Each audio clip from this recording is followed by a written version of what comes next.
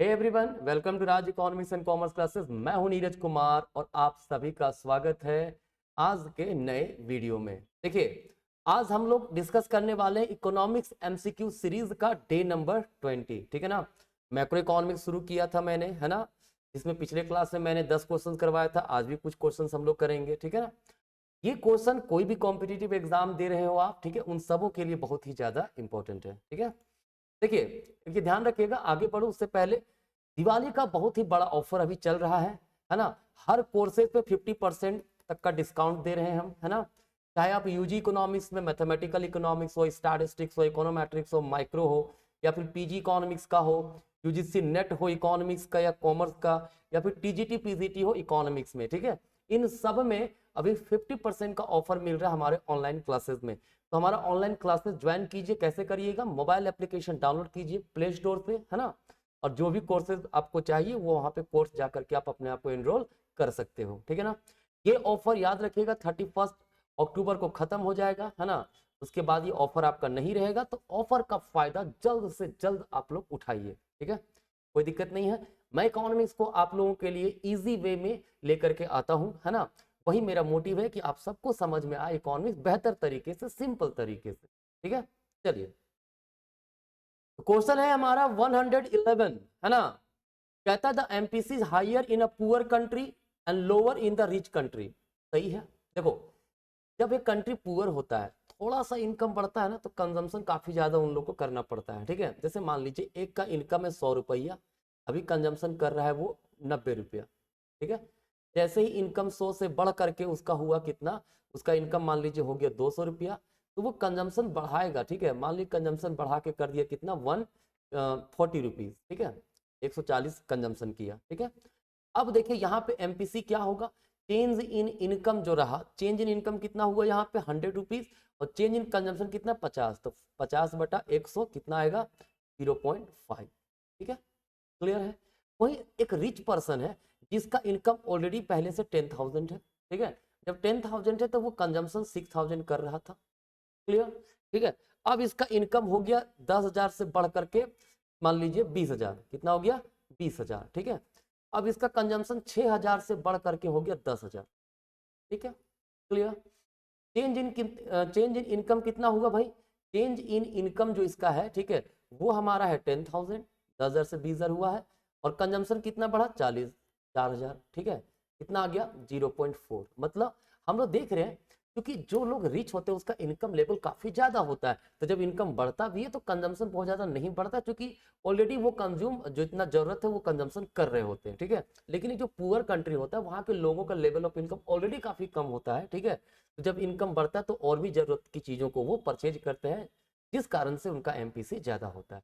याद रखिएगा, poor country का एमपीसी ज्यादा होगा, रिच कंट्री का एमपीसी कम होगा। एमपीसी मतलब मार्जिनल प्रोपेंसिटी टू कंज्यूम। ठीक है, आगे कहता है सेकंड वाला ऑप्शन में कहता है higher the MPC higher will be the value of multiplier. ठीक है, देखो आपने पढ़ा होगा कि एमपीसी जब बढ़ता है तो मल्टीप्लायर का वैल्यू बढ़ता है, दोनों के बीच में पॉजिटिव रिलेशनशिप पाया जाता है। ठीक है, तीसरा है lower the MPC lower will be the value of multiplier. गलत है, एमपीएस अगर घट रहा है, ठीक है, तो इसका मतलब है मल्टीप्लायर का वैल्यू बढ़ रहा है। तो लोअर एमपीएस का मतलब है हायर एमपीसी मतलब हायर मल्टीप्लायर। ठीक है, तो हमारा 1 और 2 सही होगा, है ना। पहला ऑप्शन, दूसरा option, option number A, this is the correct answer. ठीक है, देखो इसी प्रकार से पूरा सिंपल तरीके से हम लोग पूरा का पूरा क्वेश्चन जो है करेंगे, है ना। चलिए, कहता है in the permanent income hypothesis, permanent income hypothesis Milton Friedman के द्वारा दिया गया थ्योरी है। ठीक है, इसमें कहता है कि जो हमारा कंजम्पशन होता है ना, इनकम को इन्होंने दो पार्ट में बांटा, एक है परमानेंट इनकम, है ना, एक होता है ट्रांजिटरी इनकम। ठीक है, ये होता है परमानेंट जो फ्यूचर इनकम हमारा है, ट्रांजिटरी जो आकस्मिक इनकम होता है वो। ठीक है, कंजम्पशन उसी प्रकार से परमानेंट होता है, एक होता है ट्रांजिटरी कंजम्पशन। क्लियर। इनका कहना है कि परमानेंट कंजम्पशन जो होगा, ठीक है, it will be always the function of किसका, परमानेंट इनकम। ठीक है, बाकी किसी का किसी के साथ रिलेशन नहीं होता है। ठीक है, बाकी जो परमानेंट कंजम्पशन उसका कोई रिलेशन दूसरों से नहीं होगा, मतलब permanent consumption is not dependent on transitory income वगैरह। ठीक है, तो कहीं ऑप्शन है permanent consumption is the function of permanent income, कहाँ पे है परमानेंट कंजम्पशन, उल्टा दिया है, permanent income and permanent consumption, हाँ ऑप्शन नंबर सी होगा। ये रिलेशन दोनों के बीच में कैसा होता है, प्रोपोर्शनल रिलेशन पाया जाता है, ठीक है, क्लियर है। डायरेक्ट रिलेशन जो है वो देखने को मिलेगा, तो जैसे जैसे परमानेंट इनकम बढ़ेगा परमानेंट कंजम्पशन भी बढ़ता है हमारा, क्लियर। चलिए क्वेश्चन नंबर 113 है, कहता है the equilibrium between the aggregate demand and aggregate supply में take place at a point of less than full employment in the economy. बिल्कुल केन्स का कहना है, क्या कहना है कि जो इक्विलिब्रियम होगा एग्रीगेट डिमांड एग्रीगेट सप्लाई उस जगह पे इक्वल होगा, ठीक है, जब फुल एम्प्लॉयमेंट से कम रहेगा, ठीक है। और फुल एम्प्लॉयमेंट को अचीव कैसे कर सकते हैं, एग्रीगेट डिमांड को बढ़ा करके, क्लियर है। नेक्स्ट है size of deficient demand is inversely proportional to deflationary gap. नहीं नहीं, जब डेफिशिएंट डिमांड जो हमारा है वो जब बढ़ता है ना तो डिफ्लेशनरी गैप भी हमारा बढ़ता है, ठीक है, क्योंकि डिफ्लेशनरी गैप को डेफिशिएंट डिमांड का मेजरमेंट ही डिफ्लेशनरी गैप होता है, ठीक है। तो इनवर्सली नहीं होगा, डायरेक्टली प्रोपोर्शनल होगा, तो ये गलत है। Only one, option number A, this is the correct answer, ठीक है। चलिए क्वेश्चन नंबर 114 है, कहता है gross national product GNP will always be more than GDP, more than GDP, ऐसा है क्या? हमेशा तो नहीं होगा भाई, क्यों? क्योंकि जीएनपी बराबर फॉर्मूला होता है GDP plus net factor income from abroad, ठीक है। तो अगर net factor income from abroad 0 हुआ तो जीएनपी जीडीपी बराबर हो जाएगा। अगर एनएफआईए निगेटिव हो तो जीएनपी तो लेस हो जाएगा जीडीपी से ना, तो ये असर्शन ही हमारा गलत है कि जीएनपी हमेशा जीडीपी से ग्रेटर होगा, ठीक है। दूसरा, to get gross national product net factor income from abroad is added to GDP, हाँ ठीक है, यही यही तो क्वेश्चन है। तो assertion is false, reason is true, R सही है, क्लियर।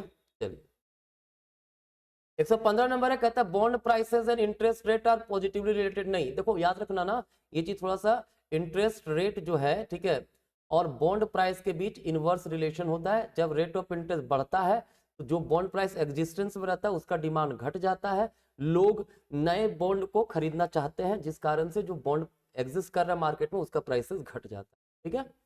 तो हमारा ये गलत होगा, दूसरा सही है, ठीक है। आगे क्या है, credit creation varies directly with CRR. देखिए याद रखिएगा, क्रेडिट क्रिएशन जो हमारा होता है ना, वो क्या होता है, initial deposit into 1/r, R मतलब रिजर्व रेशियो, ठीक है। तो याद रखिएगा क्रेडिट क्रिएशन और मनी, ये जो आर है, ठीक है, इसके बीच इनवर्स रिलेशन होता है, ठीक है। मतलब जब रिजर्व कम रखेंगे क्रेडिट क्रिएशन ज्यादा होगा, जब रिजर्व ज्यादा रखेंगे तो क्रेडिट क्रिएशन कम होगा, ठीक है। तो डायरेक्टली नहीं, इनवर्सली होगा। For number credit creation varies inversely with CRR, जितना ज्यादा रिजर्व उतना कम क्रेडिट का क्रिएशन, ठीक है। तो 2 and 4, option number D, this is the correct answer, ठीक है।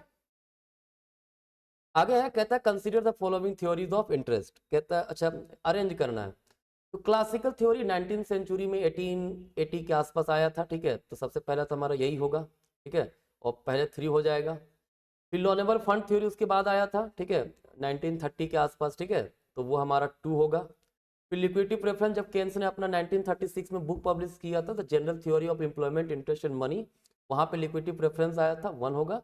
उसी का जस्ट बाद हिक्स एंड हैंसन वगैरह ने आईएसएलएम मॉडल को लाया था, तो 4 होगा। 3, 2, 1, 4, सबसे पहले क्लासिकल, फिर नॉलेबल फंड, फिर liquidity preference given by Keynes and then ISLM model, ठीक है।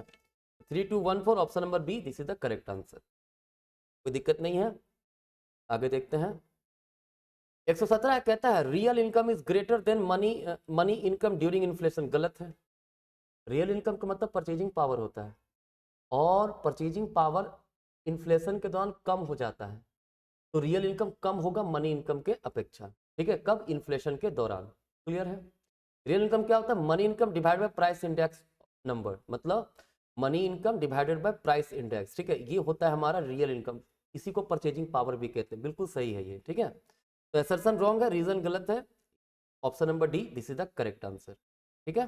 चलिए कहते हैं consumption saving function given, what is the investment multiplier. देखो कंजम्पशन फंक्शन जो रहता है ना, वो a प्लस बी वाई के फॉर्म में रहता है।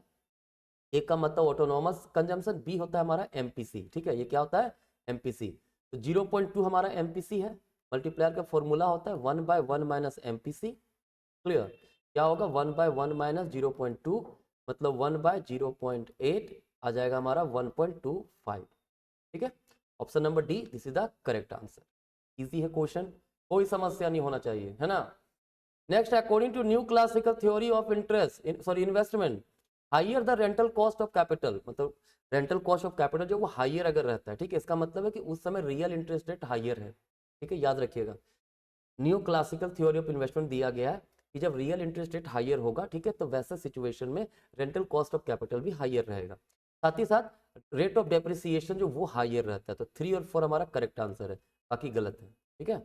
3, 4 ऑप्शन नंबर बी, ठीक। चलिए 120 है, कहता है liquidity preference function has different reason. देखो जब लिक्विडिटी प्रेफरेंस बनाते हैं तो वो इस प्रकार का कुछ बनता है हमारा, प्रकार से, ठीक है। पहले डाउनवर्ड स्लोपिंग है, फिर हॉरिजॉन्टल हो जाता है।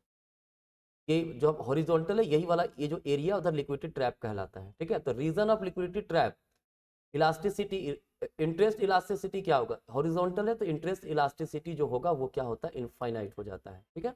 दैट मीन्स हमारा इनफाइनाइट। क्लियर, ये हमारा क्वेश्चन, यहाँ तक कोई दिक्कत आपको नहीं होना चाहिए, ठीक है।